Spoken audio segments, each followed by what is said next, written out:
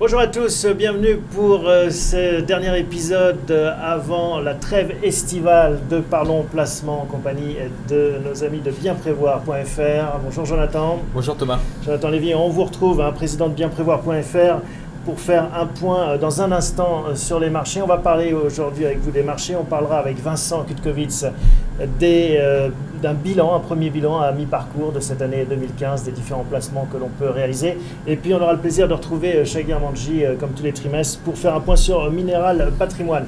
On commence avec vous tout de suite pour cette première partie consacrée aux marchés financiers.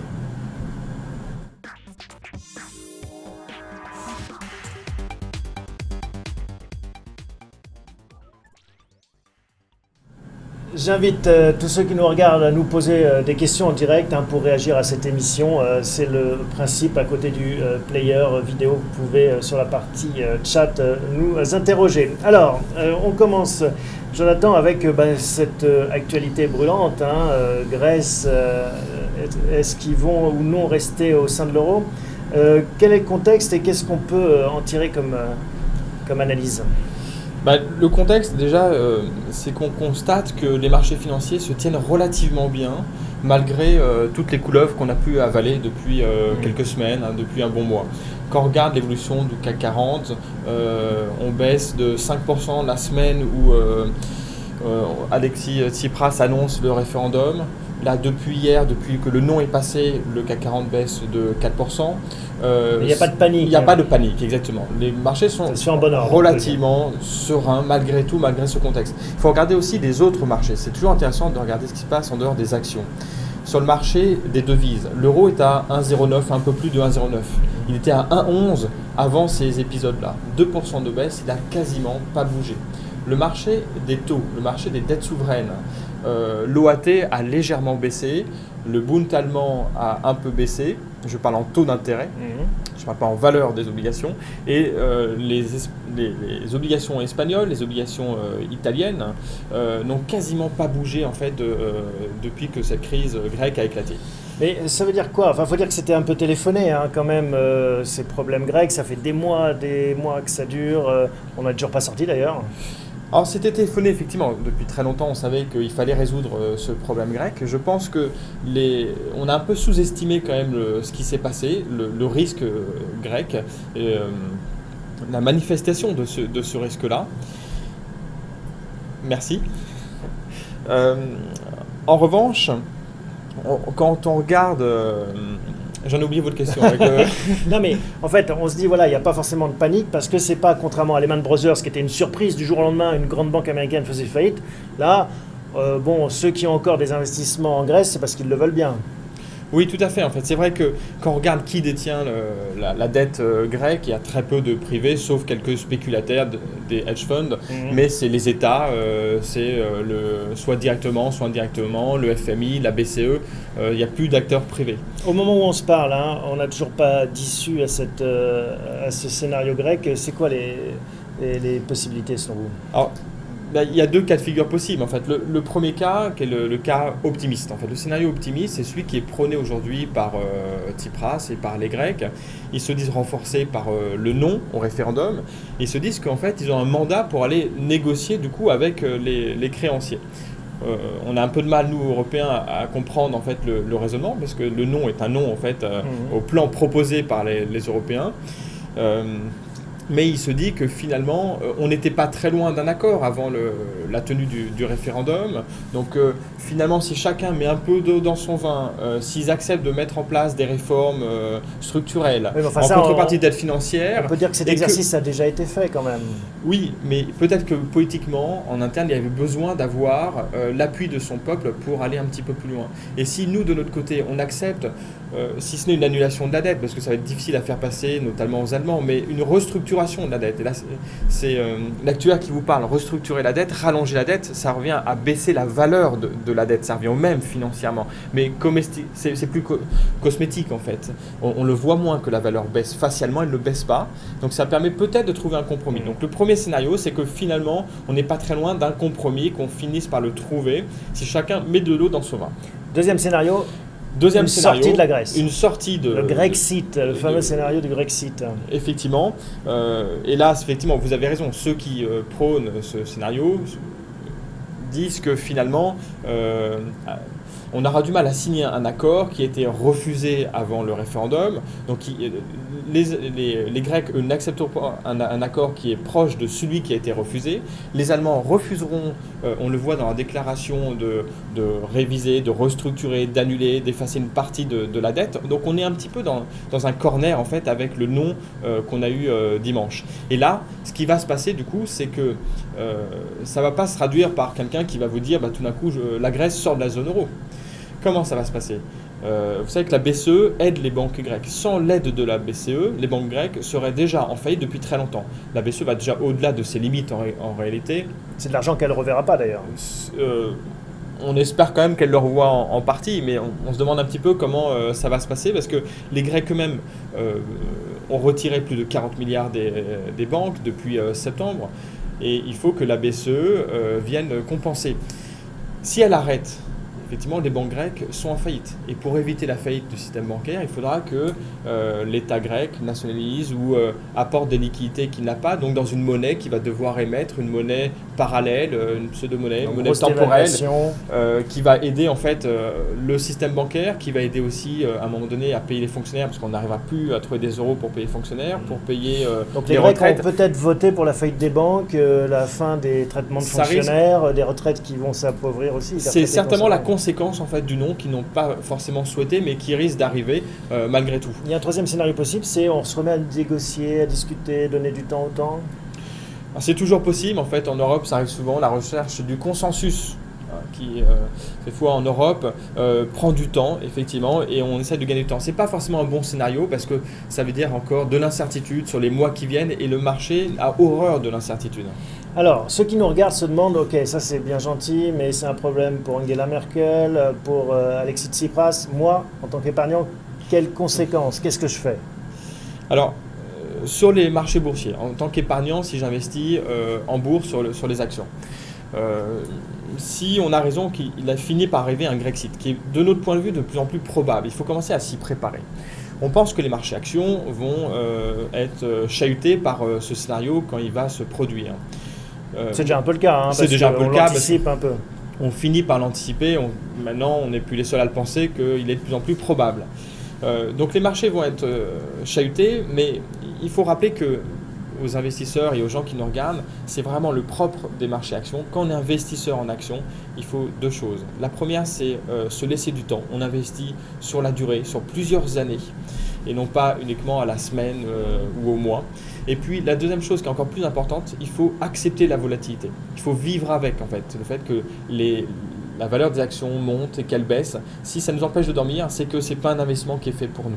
On va vivre avec plus de volatilité. Mais on pense que les fondamentaux de l'économie sont bons et sont encore meilleurs qu'au début de l'année. On avait parlé des trois paramètres qui concourent à la bonne santé de l'économie européenne. L'euro qui baisse, les taux d'intérêt bas et puis le pétrole bas. Et depuis une semaine, depuis 2 semaines, en fait, ça va encore un peu plus loin. L'euro rebaisse un petit peu, les taux finissent par rebaisser et le pétrole, pour d'autres raisons que la Grèce, baisse drastiquement là depuis une semaine. Ouais. Donc ça devrait soutenir en effet cette économie. Ça va beaucoup soutenir l'économie et donc finalement les marchés actions vont revenir aux fondamentaux, finissent toujours par revenir aux fondamentaux. Je pense que la Grèce qui représente 2% de la zone euro ne va pas remettre en cause ces fondamentaux-là. Ça ne va pas remettre en cause en fait la cohésion de la zone euro à mon avis, même s'il y a un Grexit.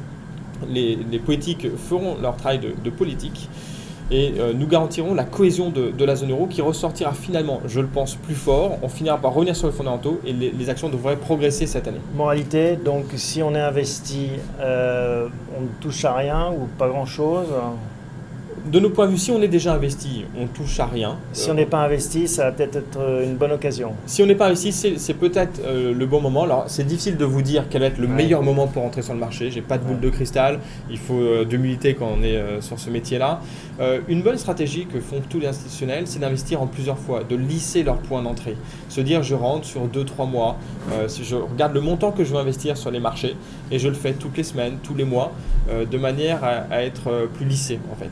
Merci Jonathan pour ces éclairages sur les marchés financiers.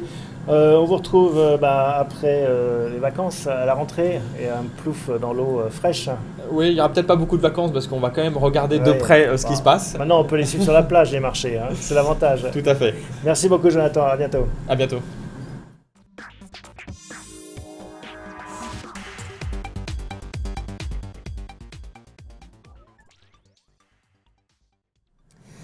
Et on retrouve Vincent Kutkovitz. Bonjour Vincent, bonjour Thomas. Directeur général de bienprévoir.fr pour évoquer un mi-parcours. Hein, on est au début juillet 2015.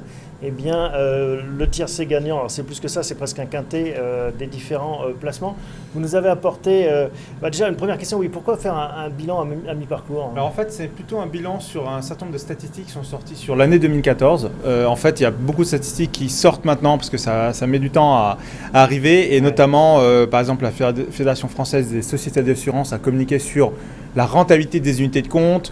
On a un bilan définitif sur le rendement des fonds en euros. Ça permet un peu de remettre les choses en perspective et de se donner une vision aussi pour 2015. Mais c'est un peu comme les prix de l'immobilier, hein, c'est-à-dire qu'on est toujours avec un temps de retard, on regarde dans le rétroviseur. Est-ce qu'on peut quand même faire des arbitrages sur la base de prix 2014 ? Oui, en tout cas, il y a des grandes tendances qui se dessinent et je dirais plutôt que c'est dans le comportement de l'investisseur qu'il faut retenir un certain nombre de leçons. Par exemple, on se rend compte que le rendement des actions du CAC 40, lorsque on regarde uniquement ce qu'a dégagé comme dividende le CAC 40... Alors c'est le graphique que vous nous avez apporté, on va le voir s'afficher. Donc on se rend compte que par exemple, donc on a en bas le rendement qui progresse, qui est de plus en plus élevé, et à gauche, en ordonnée, on a le risque qui progresse également. Donc les placements les plus risqués entre guillemets sont ceux qui se retrouvent en haut à droite. Maintenant, c'est aussi ceux qui rapportent le plus. C'est ceux qui rapportent le plus, c'est la logique financière. Maintenant, en fait, ce qui est intéressant là, par exemple, sur les actions, si on investit en 2014 uniquement sur le CAC 40 en étant seul, directement on achète toutes les actions du CAC 40, les dividendes, donc le rendement, hein, ce qu'on regarde, c'est les dividendes de ces actions-là ont rapporté 4,4%. Et ça, c'est une donnée qui était disponible sur le marché, mais c'est intéressant, par exemple, de la mettre en perspective avec une autre donnée qui pourrait être proche de celle-là, qui est le rendement des unités de compte en assurance vie. Donc là, c'est la partie risquée des assurances vie. Les actions aussi, souvent. Hein, alors, ce sont des actions, mais qui sont peut-être plus diversifiées. On a ici finalement des produits actions ou des unités de compte qui sont des produits qui vont aller investir sur différents secteurs. Les gérants, ceux qui imaginent ces produits-là, ont généralement des convictions sur ce type de produit. Et donc, on se rend compte qu'en étant, entre guillemets, dans un package, on a un rendement de 5,9% qui est donc supérieur au rendement qui est supérieur au rendement du CAC hors plus-value. On entend, hein, c'est ici le CAC hors plus-value. Après, ce qui est intéressant aussi de remarquer, c'est de remettre un peu tout en perspective. Nous, on le dit souvent, l'immobilier, par exemple, en direct, on l'a ici en plein milieu du schéma, l'immobilier locatif. En moyenne, en France, le rendement de l'immobilier locatif est de 3%. C'est-à-dire que quand vous le faites en direct, c'est-à-dire sans intermédiaire, ça vous rapporte moins que quand vous l'intermédiez. Exactement. Ça dépend aussi. L'immobilier intermédiaire, très souvent, donne accès à des secteurs de l'immobilier auxquels on n'a pas accès si on est en direct. Par exemple, l'immobilier de bureau dont on parle très souvent n'est pas réellement un marché auquel ont accès les particuliers s'ils essaient d'y aller en direct. Alors que l'immobilier locatif, il suffit on s'achète un studio, on le finance sur 15 ou 20 ans. Là, le rendement, une fois qu'on a déduit les frais de gestion, les frais de vacances surtout, les coûts liés à l'absence d'occupation d'un appartement, on est sur 3% en moyenne en France. En Ile-de-France et à Paris, on est plutôt autour de 1,5%. Donc, c'est pour ça que vos faveurs vont, on en a parlé souvent au cours de ces émissions, vers l'immobilier de bureau. Alors oui, et puis c'est vrai que nos faveurs vont dans ce sens-là. Aujourd'hui, les investisseurs l'ont bien compris, il y a un engouement très fort sur l'immobilier de bureau. Aujourd'hui, il y a une autre famille de produits qui apparaît aussi, qui sont les OPCI en face des SCPI. C'est quoi la différence entre les deux? La différence dans la construction, c'est que par exemple sur un OPCI de bureau comparé à une SCPI de bureau, dans un OPCI de bureau, on va avoir environ 30% où il y aura une poche financière qui, elle, va être destinée à être investie sur les marchés financiers. Certains OPCI dédient cette poche-là également à de l'immobilier de bureau, donc, ou en tout cas à des investissements connectés à l'immobilier comme des foncières. Donc ça donne un peu plus de volatilité, ça donne un peu plus de risques au fond, mais ça donne également un peu plus de rendement et on est sur des rendements supérieurs à la moyenne des SCPI de bureau en 2014. Alors il reste deux placements, le cochon et le livret A. Le cochon, en fait, c'est la partie assurance vie fonds en euros. Là, tout le monde a bien en tête que les fonds en euros, le rendement des fonds en euros baisse d'année en année. Même si aujourd'hui on vit une remontée des taux, il y a peu de chances pour que ça se traduise par une augmentation des taux significatifs dans le rendement des fonds en euros dans les mois et les années à venir. Donc là, on est sur du 2,5%, mais c'est en même temps le placement avec le livret A qui est le plus sûr puisqu'il est totalement garanti en capital. Et par ailleurs, on est quand même sur des placements qui, ça c'est une moyenne. Il existe des solutions pour booster le rendement de son fonds en euros. On l'a très souvent évoqué ici. Alors voilà donc ce qu'on pouvait dire par rapport au passé. Comment voyez-vous la suite, le second semestre de l'année 2015 ? Alors, on va l'évoquer dans la troisième partie, on l'a évoqué également en première partie. Les fondamentaux économiques sont excellents.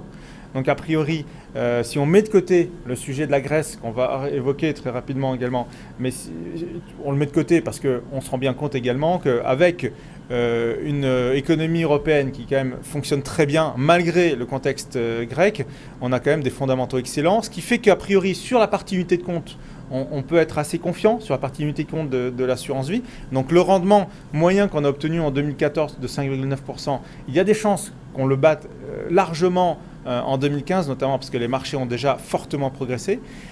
Donc les perspectives sont plutôt bonnes sur la partie unité de compte. Sur la partie immobilier de bureau, là également, les perspectives sont bonnes, même s'il y avait un Grexit. Les fondamentaux, là aussi, de l'économie sont bons. Donc, il ne devrait pas y avoir une augmentation des vacances par exemple, sur l'immobilier parisien. Ça ne devrait pas avoir de conséquences. Donc là aussi, on sera sur des rendements qui seront stabilisés. Et on l'a vu aussi dans les précédentes émissions. On a invité ici notamment le gérant d'une des plus grosses SCPI françaises, Rivoli Avenir Patrimoine, qui indiquait qu'a priori, on était très confiant sur le rendement en 2015 de la SCPI qu'on évoquait à ce moment-là. Donc a priori, on est plutôt confiant. Sur la partie fonds en euros, là aussi, il faut aller chercher des stratégies un petit peu en rupture avec les fonds euros classiques pour obtenir du rendement. Si on va voir son banquier et qu'on signe pour un fonds euro maison, a priori, on sera sur des taux très bas. Voilà, a priori, l'autre sujet, le livret A ne devrait pas augmenter. On est même d'ailleurs dans un calcul aujourd'hui qui devrait nous amener encore à voir baisser le livret A. En tout cas, on serait sur une moyenne autour de 1% sur l'année. Donc il n'y a pas de changement de ce côté-là. Voilà donc ce qu'on pouvait dire pour à mi-parcours, faire un bilan de l'état de santé financier des placements et puis quelques perspectives que vous avez tracées. Merci beaucoup Vincent, je vous souhaite un bel été également. Merci vous aussi.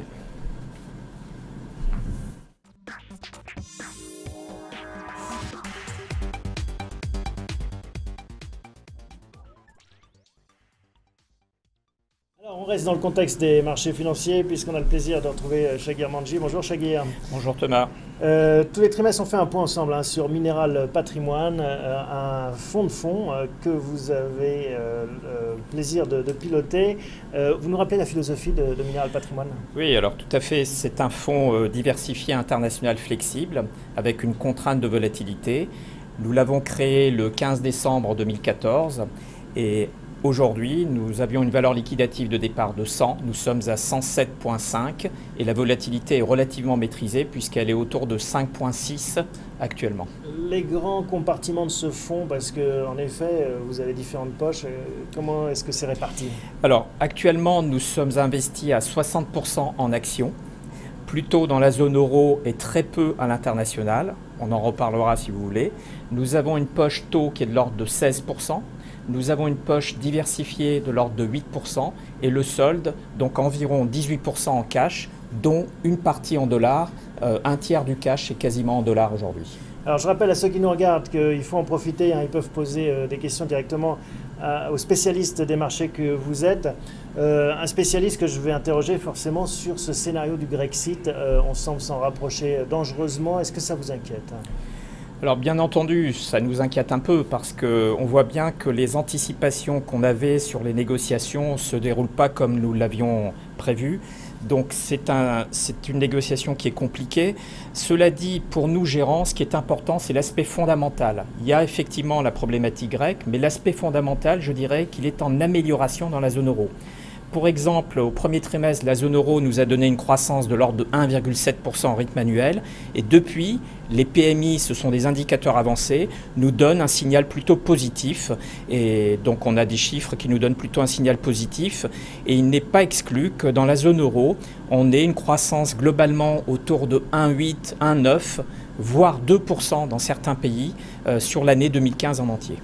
Mais si on se place dans le cas d'un scénario de Grexit, une sortie de la Grèce, ça ferait quel genre d'impact sur un fonds comme Mineral Patrimoine? Alors, bien entendu, la volatilité va être élevée, les marchés vont être chahutés, comme l'a dit tout à l'heure. Vous aviez une volatilité assez faible jusqu'à présent, 5%? Voilà, 5,7, parce que nous avions effectivement une exposition en actions qui était modérée, mais avec la baisse des marchés, nous avons plutôt renforcé ces derniers temps. Alors, bien entendu, on aura une volatilité élevée à très court terme, mais je pense que l'ensemble des institutions financières sont prévenues de ce phénomène grec. Je pense qu'elles sont peu concernées par un défaut des dettes grecques et leur activité globalement aujourd'hui en Grèce doit être particulièrement réduite. Donc moi, je pense que la contagion, je dirais, sur le système financier va être assez faible, très limitée. Et puis Mario Draghi a la manœuvre, toujours, en tout cas on l'espère, qui aura à cœur, on imagine, d'éteindre un éventuel incendie. Voilà, ce qu'il faut surveiller, on le surveille déjà, c'est l'évolution des taux, des dettes périphériques, donc à savoir l'Italie, l'Espagne, le Portugal, et on voit ces derniers jours plutôt une grande stabilité. Donc je pense qu'effectivement Mario Draghi va intervenir s'il le faut, afin que les taux de ces pays ne repartent pas à la hausse. Quelle est votre analyse de ce qui peut arriver au second semestre et quelles conséquences vous allez en tirer en tant que gérant? Alors, au second semestre, bon, il y a la Grèce, il y a la zone euro, mais il faut également regarder l'éventualité, la certitude maintenant que les taux américains vont monter. Donc ça, c'est un élément non négligeable. C'est quoi votre scénario sur les taux américains? Alors, mon scénario est un scénario de remontée des taux extrêmement progressif et très très prudent. Je pense que la Fed va rester très prudente. La raison principale, c'est que finalement, l'inflation va rester modérée. On a bien vu ces derniers jours de nouveau une rechute du prix du pétrole, certainement liée aux négociations avec l'Iran. Donc je reste pour ma part relativement confiant. Je m'attends pour ma part en tout cas à une remontée des taux directeurs, non pas en octobre mais en décembre. Je pense que la Fed sera amenée de nouveau à reporter compte tenu du contexte international et la crise grecque en particulier. Et une deuxième phase de hausse plutôt en 2016. D'accord. Donc je suis donc assez... 0,25% 0,25 pour décembre et 0,25 en mars. Pour la Fed. Et puis il y a aussi le contexte du dollar, parce qu'avec ce qui se passe dans la zone euro, un euro faible, un dollar qui va s'apprécier, ça ne va pas faire les affaires des Américains. Voilà, alors la Fed regarde bien sûr le dollar de près, elle ne le dit pas d'une façon très ouverte, mais évidemment elle est très soucieuse aujourd'hui de la parité de l'euro-dollar. On parle des États-Unis, on parle aussi de la Chine comme facteur, comme nuage un peu noir. Pendant longtemps on a misé sur le dynamisme économique de la Chine, et là on voit qu'il se passe des choses là-bas, pas dans le bon sens cette fois. Alors disons que d'une façon générale, dans les pays émergents, les marchés sont très corrélés à la politique de la Fed.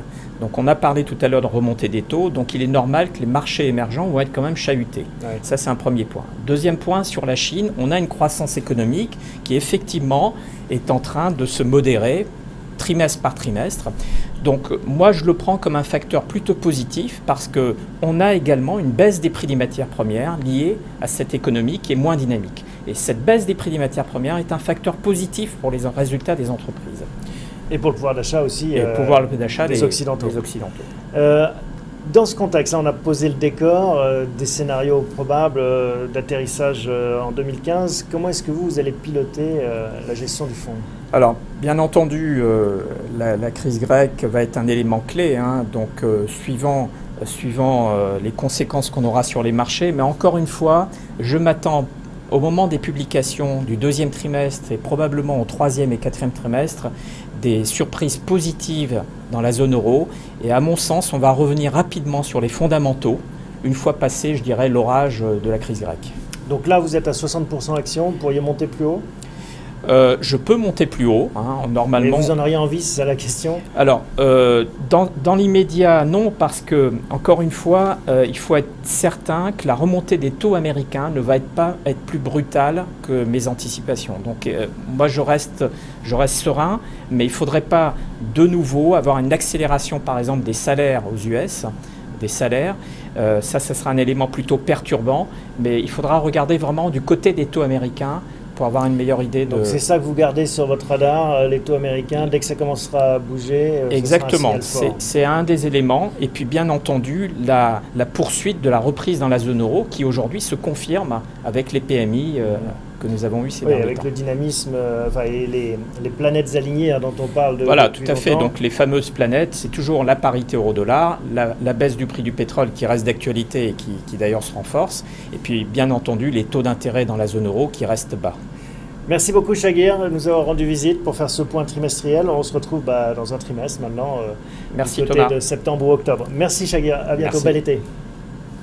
Voilà donc la fin de Parlons Placement. On vous souhaite aussi de bonnes vacances. Merci de nous suivre. Et puis, gardez un œil sur votre portefeuille, même à la plage, en effet.